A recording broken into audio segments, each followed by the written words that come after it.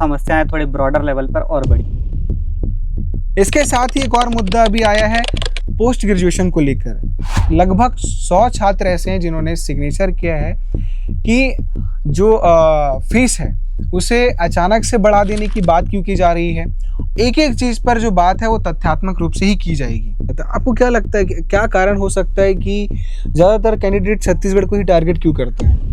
अगर आप YouTube के कुछ जो चैनल देखेंगे ना, जो MBBS और PG की काउंसलिंग करवाते हैं, वो ये खुले तौर पे बोल रहे हैं कि छत्तीसगढ़ को आप पहली प्राथमिकता रखिए। एक स्टूडेंट के तरफ से अगर 25 लाख निकल रहा है और एक एक बैच में 100 से 150 200 बच्चे भी हैं, आप खुद कैलकुलेट करिए ऐसे उंगली में कि कितने करोड़ हो रहे हैं। लगभग 100 छात्र ऐसे हैं जिन्होंने सिग्नेचर किया है। इसका दबाव होता है कि ये जो जिस भी तरीके की ये लोग एक्स्ट्रा फीस की डिमांड कर रही है, अगर कहीं भी लिखित में ये लोग देते हैं तो इनको फाइनल ईयर में फेल किया जाएगा।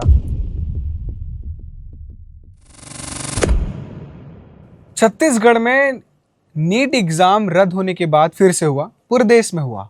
उसके बाद मेरिट लिस्ट की बात आई। मेरिट लिस्ट आने की बात जब आई तो MBBS की जब मेरिट लिस्ट को लेकर हल्ला हुआ, इस बात का हल्ला हुआ कि कुछ कैंडिडेट्स ऐसे हैं जो दूसरे राज्य के हैं और वो डुअल जो डोमिसाइल बनाकर छत्तीसगढ़ के सीट को छीनना चाहते हैं और यहाँ के बच्चों को जगह नहीं देना चाहते हैं। इस तरह की बातें चली और उस पर कुछ एक्सपर्ट जो हैं, जो इंस्टीट्यूशनल चीज़ों पर एक्सपर्ट हैं और बच्चों को पढ़ाई लिखाई करवाते हैं, उनका मानना ये था कि ये नहीं होना चाहिए, गलत हो रहा है और इसकी जांच होनी चाहिए, जिसको लेकर हमने खबर भी बनाई। पर उस पर अब तक का अपडेट क्या है? क्या मेरिट लिस्ट को रद्द कर दिया गया है? काउंसलिंग को रद्द कर दिया गया है? क्या होने वाला है?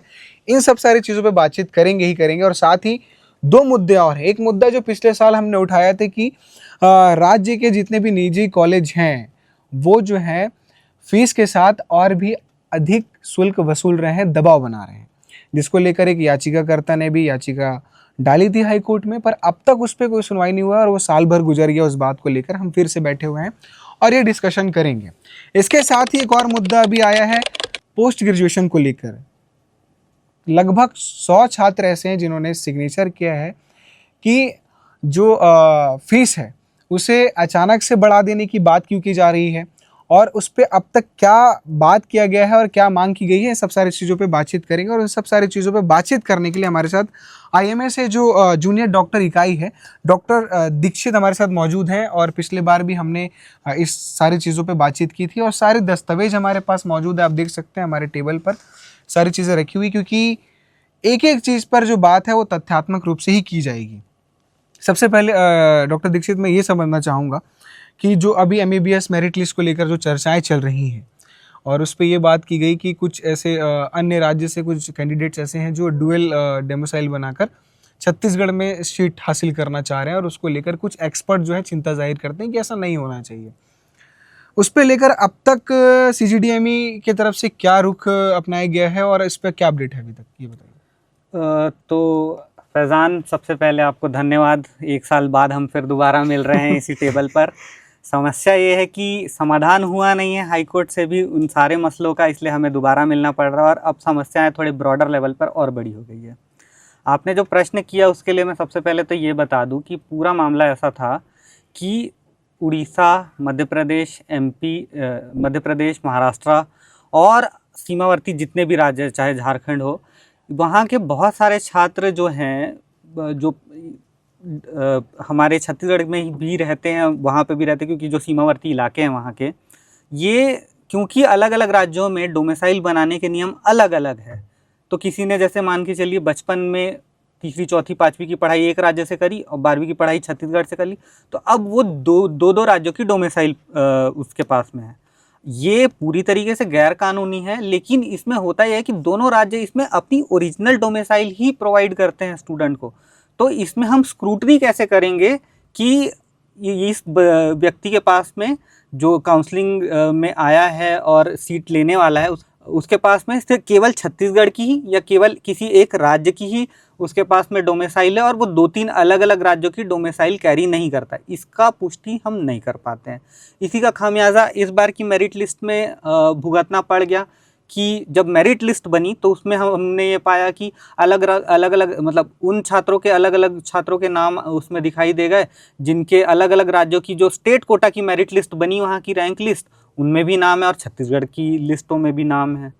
तो ये सारा विवाद उसी चीज़ से उत्पन्न हुआ।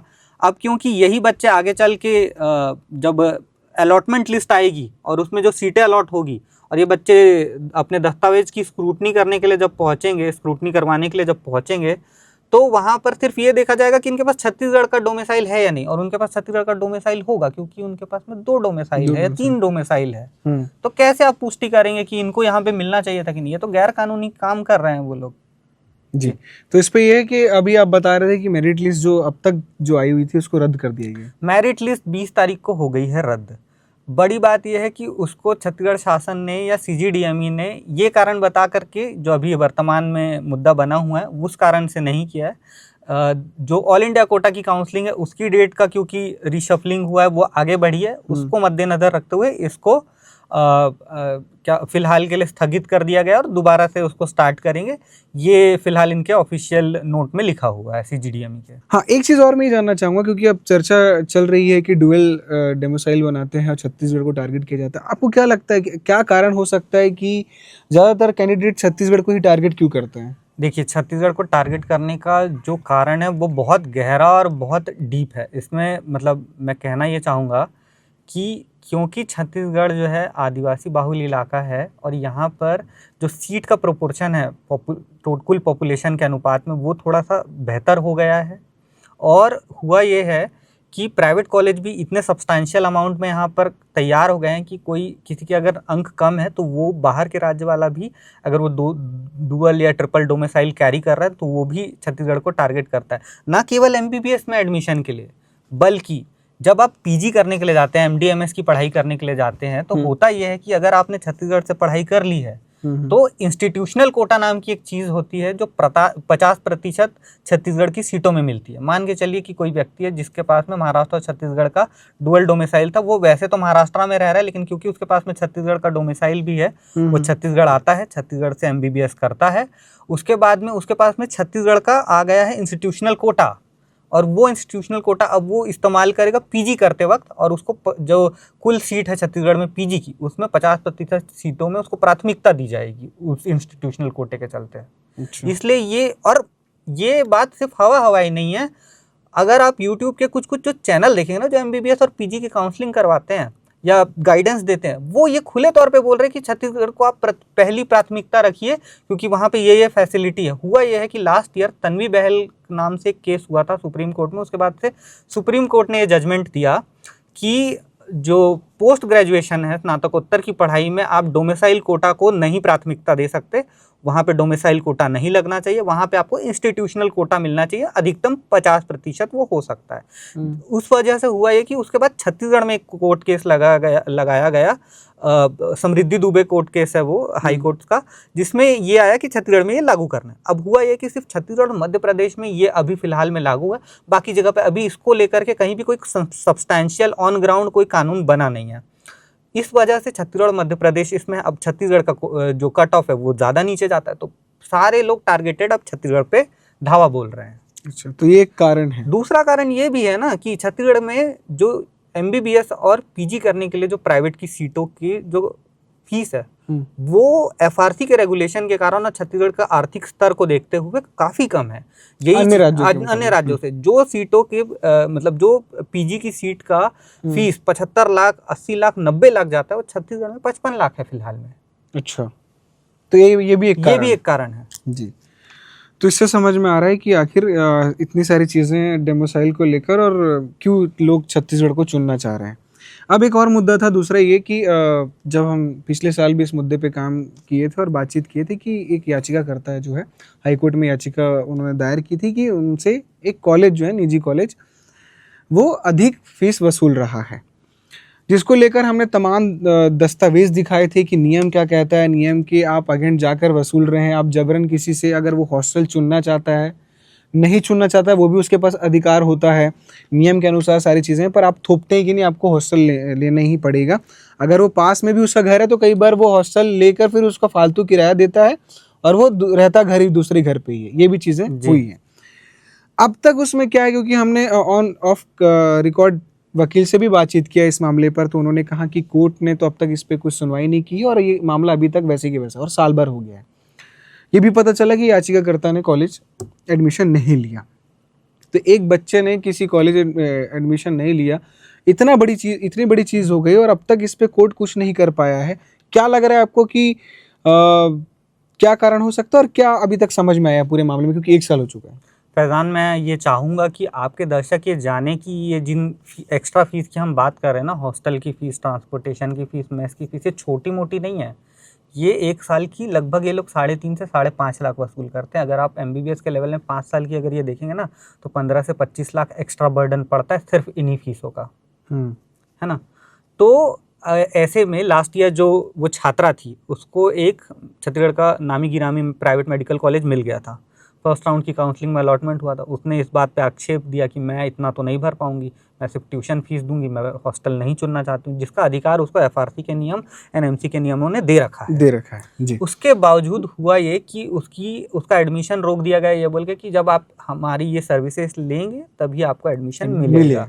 इस वजह से उस बच्ची ने अंततः हाईकोर्ट की शरण ली। अब हाईकोर्ट ने किया ये था कि सभी कॉलेजेस को नोटिस भेजा था इस संबंध में। हाँ। उसके बाद से किसी नोटिस का जवाब गया नहीं गया, वो माननीय न्यायालय के संज्ञान की बात हो गई है, लेकिन वो अब तक वो जनहित याचिका आगे नहीं बढ़ी है। और वो बच्ची ने अपनी वो सीट गंवा दी। उसने फर्स्ट राउंड के बाद वो सीट अपनी त्याग दी। अब वो शायद कुछ और कर रही है। सुनने आया था कि नेचुरोपैथी में कहीं एडमिशन लिया है उसने।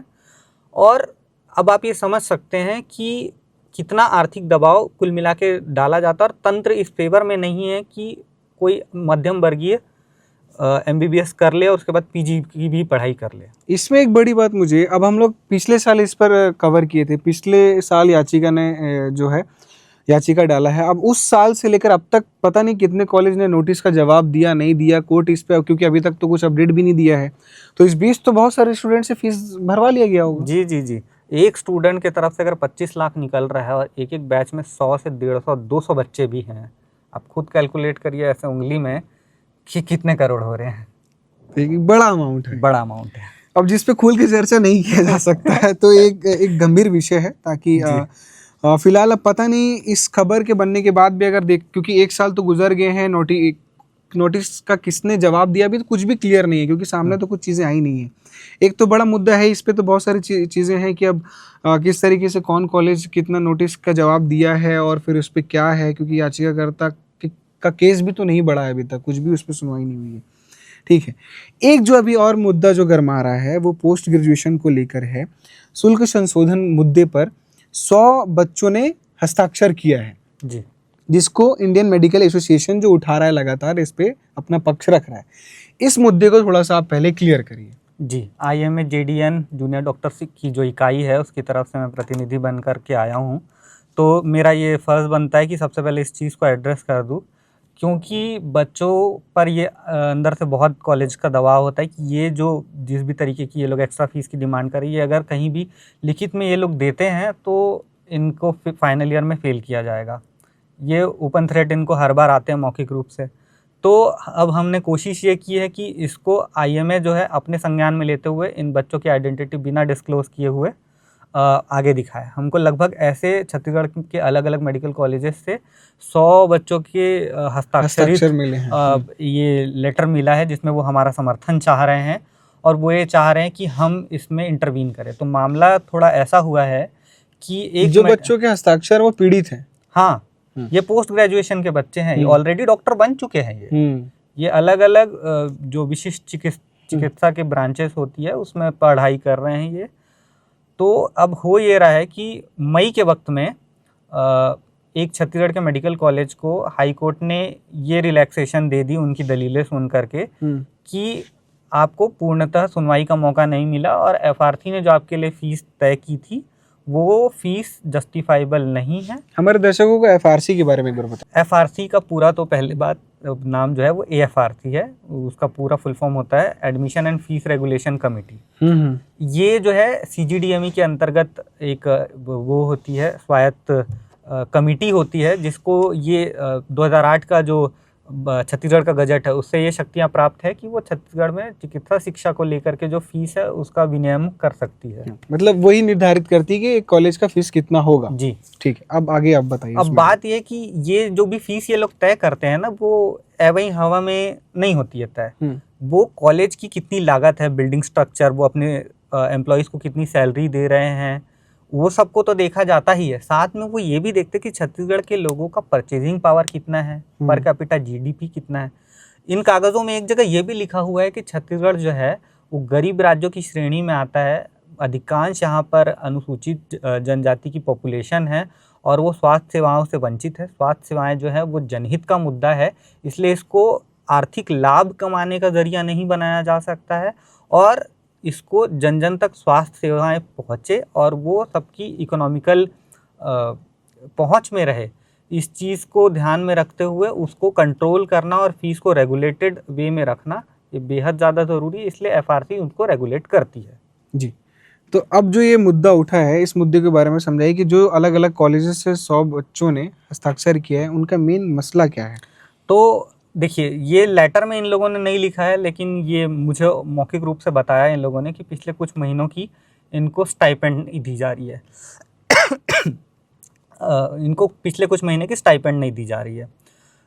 लेटर तो मुझे पीजी का आया है, लेकिन यूजी के फाइनल ईयर मतलब एमबीबीएस के भी फाइनल ईयर के कुछ स्टूडेंट्स ने मुझे ये बताया कि उनसे भी ये मांग की जा रही है और ये इनको स्टाइपेंड भी ये कुल मिला के इसलिए रोकी जा रही है कि क्योंकि अभी इनका जो एफआरसी का ने जो फीस इनकी तय की थी प्राइवेट मेडिकल कॉलेजेस की, वो सारी की सारी यही जो प्राइवेट मेडिकल कॉलेज है अपने एक शपथ पत्र में इंतरिम बोल करके लिखवाते हैं एडमिशन के वक्त में कि हम एफआरसी द्वारा जो फीस तय की गई है उससे हम अपना राब्ता नहीं रखते, हम उससे जस्टिफाइड नहीं है, हम ये एक मामले को कोर्ट में लेकर जा रहे हैं। अब कोर्ट इस मामले में जो भी सुनवाई करेगी उसके बाद में एक्चुअल फीस तय होगी। अभी के लिए इंतरिम फीस है जो एफआरसी ने तय किया है।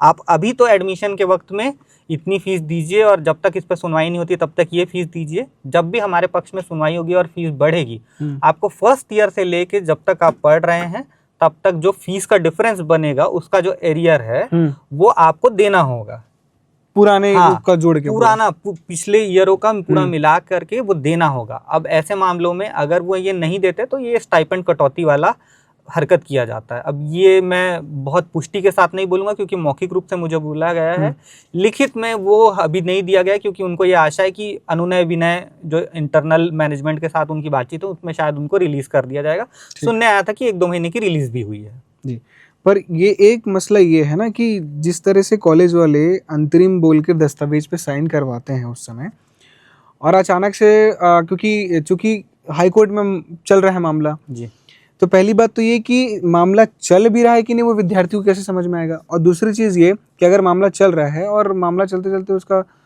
3-4 साल गुजर गया और अचानक से मामले में सुनवाई आ गई और वो फीस भरवा लिए पूरे 4 साल का, तो ये तो गलत हुआ विद्यार्थी के साथ। जी, हमने अभी यही मुद्दा उठाया। IMA-JDN ने अपने जो प्रेस विज्ञप्ति जारी की है इस मामले में स्टेटमेंट देते हुए वो यही चीज़ को इंगित कर रहे हैं कि क्योंकि एफआरसी ने जो फीस तय की है और जो कॉलेज जो फीस बोलते हैं, इन दोनों के बीच में जो टकराव उत्पन्न होता है उसका खामियाजा सिर्फ स्टूडेंट भरता है, वो भी आर्थिक तौर पे बहुत भारी बर्डन के साथ में। क्योंकि ये एफआरसी की बातों को कॉलेज नहीं मानते, वो इस मामले को कोर्ट लेकर के जाते हैं। एडमिशन ये एफआरसी की फीस के अनुसार दे देते हैं और क्योंकि बॉन्ड भरवाए, बॉन्ड में ये लोग कई जगह मेंशन करते हैं अपने कोर्ट केस का नंबर। इस साल अभी एमबीबीएस के लिए जितने भी कॉलेजेस हैं उन लोगों ने अपने कोर्ट केस के नंबर को नहीं दिखाया। लास्ट ईयर दिखाया था 2025 में, अभी इस बार नहीं दिखाया। इस बार कोर्ट केस का वो उसमें मेंशन नहीं किया इन लोगों ने कि कोर्ट केस का नंबर क्या है या कब का वो केस लगा हुआ है इनका।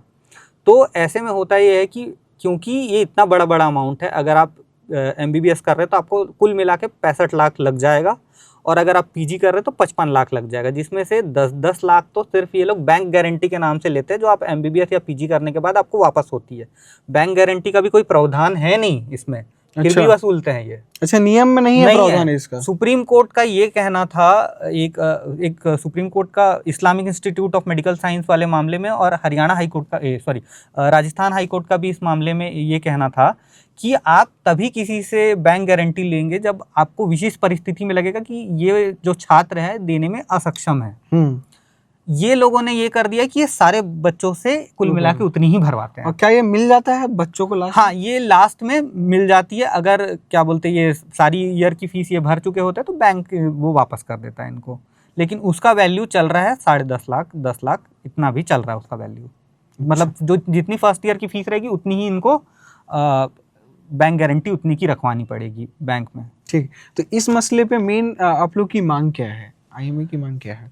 आईएमए इसमें कुल मिला करके किसी भी तरीके से सरकार से द्वंद्व नहीं चाहता है। वो ये सिर्फ कहना चाहता है कि इस जो अंतरिम शब्द जो ये कॉलेजेस अपनी तरफ से पेश कर देते हैं, क्योंकि एफआरसी जब अपना रिजोल्यूशन ड्रॉ करती है तो वो ऐसा नहीं है कि सिर्फ ड्रॉ कर देती है, वो अपना पक्ष रखने का पूरा पूरा मौका तब भी देती है सारे कॉलेजेस को, और इसकी सुनवाई हाई कोर्ट में चलती है।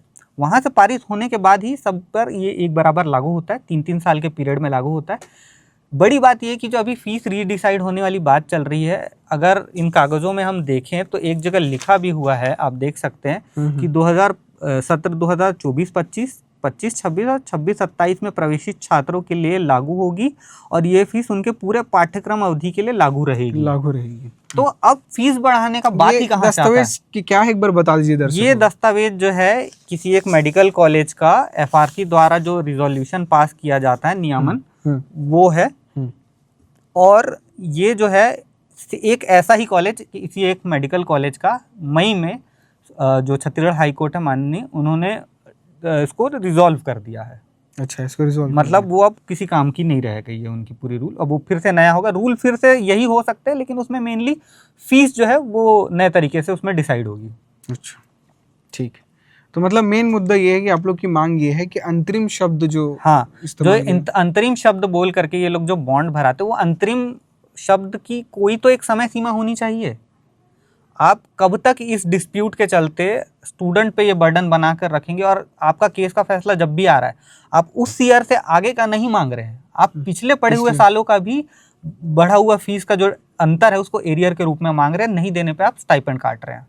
ठीक, तो एक तरीके से मतलब विद्यार्थी के ऊपर मानसिक दबाव, आर्थिक दबाव दोनों दिया जाए। बड़ी बात इसमें आपको फैजान मैं ये बताऊंगा कि पिछले साल की बात है, एनएमसी ने लगभग 2-3 करोड़ रुपए 7 मेडिकल कॉलेजेस पे फाइन लगाया था। वो ये नहीं दे रहे थे, तो अपने स्टूडेंट की स्टाइपेंड नहीं दे रहे थे। तो उसके बाद भी इस तरह की चीजें आलम ये है फैजान, छत्तीसगढ़ का मैं आपको बता रहा हूँ। मुझे छात्रों ने मौखिक रूप से ये बताया है कि उनकी स्टाइपेंड जो सरकारी कोटे का रेट है कि 61,000, 63,000, 67,000 होनी चाहिए।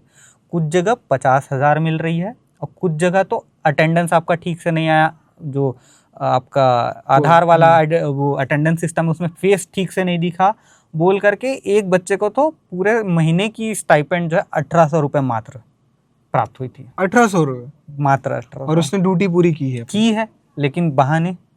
ये इतना अंतर इसलिए बैठता है क्योंकि एफआरसी के फीस से ये कॉलेजेस जस्टिफाइड नहीं है, और इनको अब चाहिए पैसे कि हम अपना जितना पूंजी लगाए हैं उसकी रिकवरी हो, तो वो इस तरीके से काट रहे हैं। तो वो सरकार के पैसे को काटते हैं, जो उनका हक है विद्यार्थियों का, वो पैसा इससे काट। क्योंकि जो श्रम का कानून है वो हमारे ये बोलते हैं कि श्रम अगर कोई कर रहा है तो उसके बाद उसको पेमेंट मिलनी चाहिए। अभी कुछ दिनों में आपको सुनने मिल सकता है कि फिर छत्तीसगढ़ के छात्र जो है पीजी के हड़ताल पर जाएंगे अपनी स्टाइपेंड बढ़वाने के लिए। अब वो मांग कर रहे हैं कि लगभग 1 लाख के आसपास उनकी स्टाइपेंड होनी चाहिए। आईएमए भी इस मामले में आवाज़ उठाएगा। साथ में अनुबंधित चिकित्सक यूजी और पीजी वो भी ये अपनी बढ़वाने की बात कर रहे हैं, जो उनको ऑन पेपर सैलरी मिलती है उसको। तो अब देखते हैं आगे चल के क्या होता है।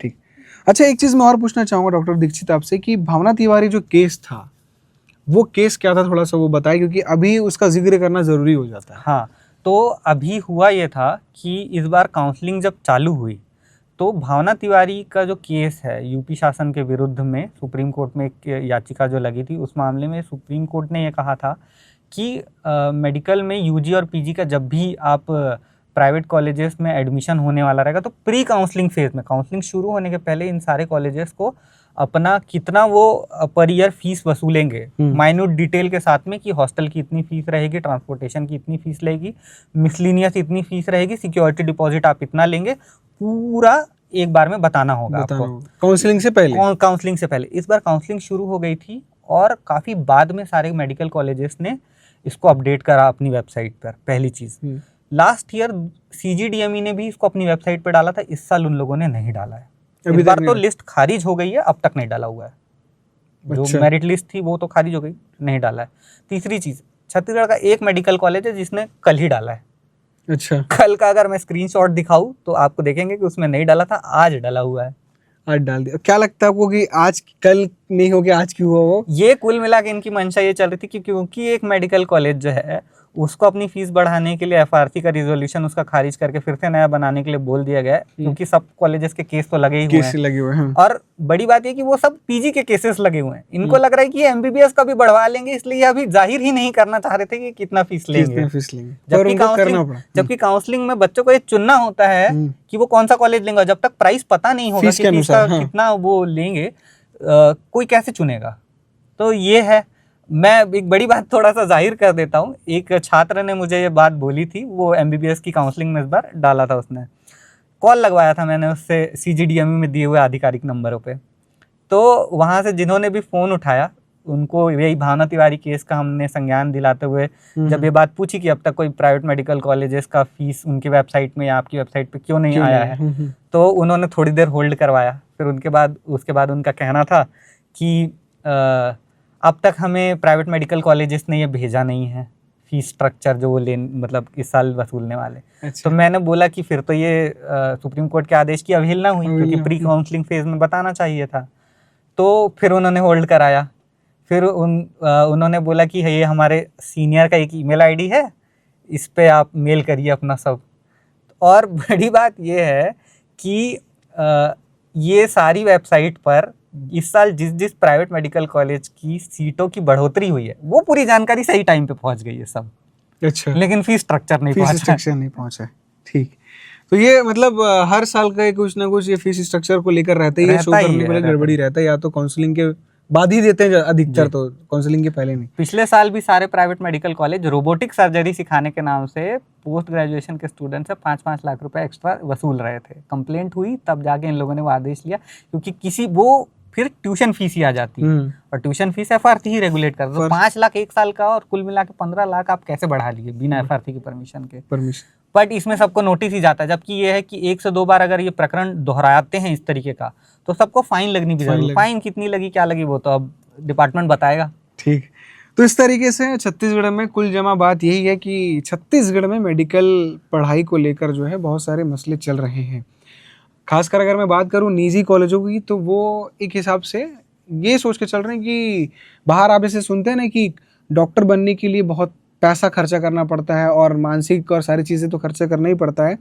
तो पैसा खर्चा किस लिए करना पड़ता है, उसके बहुत से रास्ते जो हैं कॉलेजों ने तय कर लिए कि भैया इस रास्ते से बहुत सारा पैसा निकालना है, इस रास्ते से बहुत सारा पैसा निकालना है। पर जब बच्चे इस चीज़ पर आवाज़ उठाते हैं, कोर्ट तक चीज़ें पहुँचती हैं, तो कोर्ट भी किस तरह का रुख अपना रहा है। साल भर हो गया है, नोटिस भेजा गया है, नोटिस का जवाब क्या आया है, किन कॉलेजों पर नोटिस के बाद अगर उनका जवाब आया तो जवाब के अनुसार कुछ फाइन लगाया हो या फिर कुछ एक्शन लिया हो, कुछ भी नहीं है। उस याचिकाकर्ता के याचिका पर अब तक कोई सुनवाई नहीं है, कुछ भी नहीं है। अधिक पैसा वसूलने को लेकर छत्तीसगढ़ के कॉलेजों पर अभी भी मनमानी चल रही है। उस पर किसी भी बड़े अधिकारी का या किसी भी या फिर सुप्रीम कोर्ट की बात करें या फिर हाई कोर्ट की बात करें तो अब तक कुछ भी इस पर रास्ता नहीं निकला है और ना ही कोई कार्रवाई की जा रही है। अब जो पोस्ट ग्रेजुएशन के बच्चों की जो मांग थी कि अंतरिम शब्द को लेकर एक तय किया जाए कि भैया अंतरिम शब्द का मतलब ये होता है कि ये यहाँ तक हम फीस बढ़ा लेंगे, पर अब भी वो भी नहीं है, क्योंकि अब वो ये होगा कि कोर्ट पर सुनवाई आ जाएगा तो अपने हिसाब से पैसा बढ़ा सकते हैं अंतरिम शब्द का इस्तेमाल करके, पिछले पूरे सालों की वसूलते हुए। तो इस तरीके की चीज़ें चल रही हैं जिसपे काम करना होगा और गंभीरता से छत्तीसगढ़ के सभी जिम्मेदार जो इंस्टीट्यूशन हैं उनको समझना होगा और इस पे काम कर कर चीज़ों को तय करना होगा, कोर्ट को भी तय करना होगा। अभी तक ये जो आप लोग का मसला है, आप लोग इसको लेकर कहाँ तक गए हैं? अभी इसको लेकर के अभी तक IMA के पास ही आया है। बहुत जल्दी विदिन अ वीक हम लोग इस बार जो FRC के प्रेसिडेंट है, FRC के चेयरपर्सन है, उनसे मिलने वाले हैं, DME के थ्रू भी बात करने वाले हैं, क्योंकि DME भी जो होते हैं छत्तीसगढ़ के डायरेक्टर ऑफ मेडिकल एजुकेशन, वो भी इस समिति के एक मेंबर होते हैं। अच्छा। पदेन सदस्य हैं वो, उनसे भी इस संबंध में मिलने वाले हैं, बात करने वाले हैं। बट ये बेहद ज़रूरी था कि हम इसको एड्रेस करते सबसे पहले जी। तो इस तरीके से एड्रेस होती हैं चीज़ें, तभी समझ में आता है कि कहाँ पर क्या कमी है। एड्रेस होने से पहले अगर चीज़ें दुरुस्त हों तो विद्यार्थियों को परेशान नहीं होना पड़ता। जैसे जिस तरीके से अभी जो चीज़ें चल रही थी कि डुअल डोमिसाइल बनाकर दूसरे राज्य के लोग छत्तीसगढ़ के राज्य की सीट को लेना चाहते हैं, तो उस पर भी ये हुआ है, अपडेट ये आया है। जिस तरीके से डॉक्टर दीक्षित ने बताया कि मेरिट लिस्ट को रद्द कर दी गया, फिर से काउंसलिंग शुरू की जाएगी। फिलहाल डेट नहीं आएगी फिर से कब काउंसलिंग शुरू, तो फिलहाल उसमें डेट नहीं आया, और डेट आने के बाद फिर से काउंसलिंग होगा और काउंसलिंग के बाद चीज़ें समझ में आएगी। उसके बाद फिर हमने बातचीत किया कि पिछले साल से जो केस चल रहा है कि निजी कॉलेजों को नोटिस भेजा गया, तो उस पर भी अभी तक कोई अपडेट नहीं। नए मसले पर जो है IMA और JDN के तमाम जो लोग हैं वो फिर से जाएंगे क्या नाम है उसमें, FRC के चेयरमैन से वो जाकर बातचीत करेंगे और इस मसले को बताएंगे कि ये चीज़ें चल रही हैं, इस पर कुछ काम जल्द से जल्द करना होगा, वरना विद्यार्थी जो है अधिक पैसा वसूलने के चक्कर में काफ़ी ज़्यादा दबाव में आ सकते हैं। और तभी आपको ये न्यूज़ सुनने मिलता है कि फलाना विद्यार्थी जो है आर्थिक दबाव की वजह से खुद को ख़त्म कर लिया है। तो इस चीज़ को रोकना है, और जो जिम्मेदार लोग हैं उनकी नज़र इन सारे मसलों पर पड़ना चाहिए और अच्छे से बातचीत करना चाहिए और इसे दुरुस्त करना चाहिए, ताकि छत्तीसगढ़ में रहने वाले सभी विद्यार्थी जो हैं अच्छे से मेडिकल की पढ़ाई कर सके और एक अच्छा डॉक्टर, एक अच्छे इंसान बन सके। आगे इस पूरे मसले पे हमने 3 मसलों पर बातचीत की मुख्यतः। इन तीनों मसले पे कुछ भी अपडेट होगा हम लगातार आपको अपडेट करते रहेंगे। डॉक्टर दीक्षित भी हमारे साथ बने हुए हैं। इस मसले पे आगे जो भी कुछ अपडेट होगा हम उनके अनुसार जानने की कोशिश करेंगे और आप तक पहुंचाने की कोशिश करेंगे। मैं एक बात ऐड करना चाहूँगा, अच्छे डॉक्टर बन सके से ज़्यादा ज़रूरी अभी फ़िलहाल हमारे राज्य के लिए ये है कि यहाँ अच्छी स्वास्थ्य सेवाएँ मिल सके। 2025 की जो कैग रिपोर्ट है वो ये कहती है कि शिशु मृत्यु दर जो है छत्तीसगढ़ का वो 40.1 है, बड़े राज्यों में सबसे ज़्यादा है। अच्छा। और पूरा जो जो बस्तर संभाग और सरगुजा संभाग है वहाँ पे बहुत ज़्यादा डॉक्टरों की कमी चल रही है, क्योंकि अनुबंधित चिकित्सक वहाँ जाते हैं तो वो एज ए फिजिकली दिखती नहीं है। और ये मेरा बोलना भी अब ऐसा हो जाएगा कि मैं सरकार को चुनौती दे रहा हूँ, पर डॉक्टरों की बहुत भारी कमी है। आंतरिक इलाकों में डॉक्टर अब भी नहीं है। स्पेशलिस्ट डॉक्टर जल्दी जल्दी तैयार होंगे तो वो अंदरूनी इलाकों में जा पाएंगे, वरना स्वास्थ्य सेवाएं चरमराती रहेगी। मेडिकल कॉलेज अभी समस्या सबसे बड़ी जो आ रही है, मेडिकल कॉलेज खुल तो जा रहे हैं, पढ़ाने के लिए वहाँ पे सीनियर डॉक्टर प्रोफेसर नहीं है। तो ये क्यों? क्योंकि MBBS की आप सीटें तो दे रहे हो, लेकिन PG उतने पास आपके पास में है ही नहीं। PG पोस्ट ग्रेजुएशन की डिग्रीधारी जो डॉक्टर्स होने चाहिए जी। तो ये समस्या तो भी एक गंभीर समस्या है। ठीक, तो इन सारे विषयों पे अब देखते हैं कि जिम्मेदार किस तरीके से काम करते भी हैं कि नहीं, क्योंकि उनके पास बहुत सारा काम है। तो ये सब सारी चीज़ों पे जल्दी ध्यान नहीं जाता है। ध्यान जाना चाहिए, क्योंकि छत्तीसगढ़ में अगर स्वास्थ्य सेवाओं को मजबूत करना, अच्छा करना है, तो डॉक्टरों को भी ध्यान देना पड़ेगा, पढ़ाई सुविधा भी ठीक करनी पड़ेगी, टीचरों की भर्ती, डॉक्टरों की भर्ती, तमाम भर्तियों पर भी ध्यान देना होगा। अब इन सारे मसलों पर जो भी कुछ अपडेट होगा हम बने हुए हैं, आप तक पहुँचाते रहेंगे। अगर आपको लगता है कि ये सब मुद्दा ज़रूरी है, इन पे बात होनी चाहिए, तो इस वीडियो को ज़्यादा से ज़्यादा शेयर करिएगा और कमेंट करके बताइएगा अगर आप तक अगर कोई चीज़ ऐसी लग रही है कि इस विषय पर आपको बात करना चाहिए, ये छूट गया है, इसको भी मेंशन करिए, तो वो भी आप बताइएगा। हम आप तक वो चीज़ पहुंचाने की पूरी कोशिश करेंगे। बाकी अपडेट्स के लिए KP न्यूज़ को सब्सक्राइब करिए। बहुत बहुत शुक्रिया।